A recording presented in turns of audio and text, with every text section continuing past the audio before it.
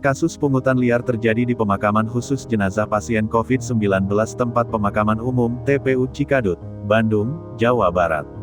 Salah satu warga kota Bandung, YT, 47, menceritakan, ayahnya meninggal dunia pada tanggal 6 Juli tahun 2021. Sang ayah meninggal akibat COVID-19.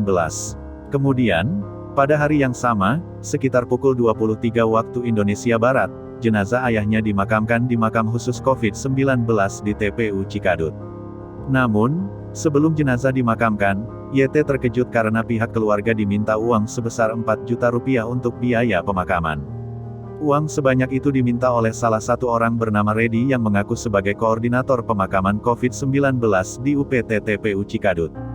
Dia bilang pemakaman COVID-19 untuk non-muslim tidak dibayar pemerintah, hanya yang muslim saja yang ditanggung pemerintah. Dia minta 4 juta rupiah supaya ayah saya bisa dimakamkan, kata YT saat dihubungi Kompas.com, Sabtu, tanggal 10 Juli tahun 2021.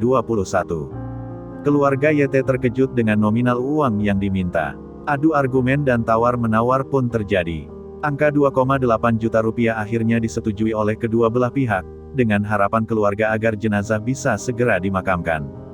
Namun, sebelum membayar, YT meminta kepada pihak TPU Cikadut untuk membuat tanda terima dan rincian biaya. Dalam tanda terima yang ditulis menggunakan secarik kertas, tertulis biaya gali liang lahat sebesar 1,5 juta rupiah, biaya angkut peti jenazah 1 juta rupiah, dan papan nisan salib sebesar 300 rupiah.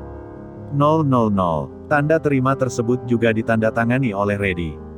Redi, bilang, kalau pemakaman malam memang lebih mahal, ujar YT.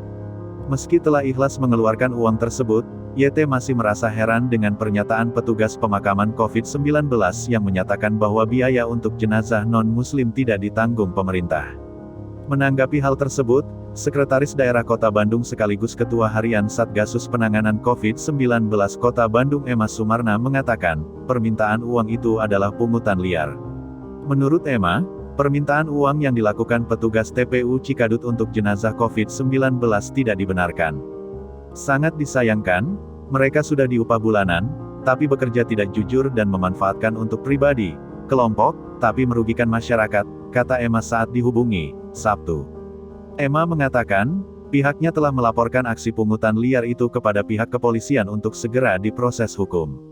Tanda terima pungli kepada keluarga jenazah, menurut Emma, akan menjadi barang bukti yang kuat untuk menjerat oknum pelaku pungli di TPU Cikadut.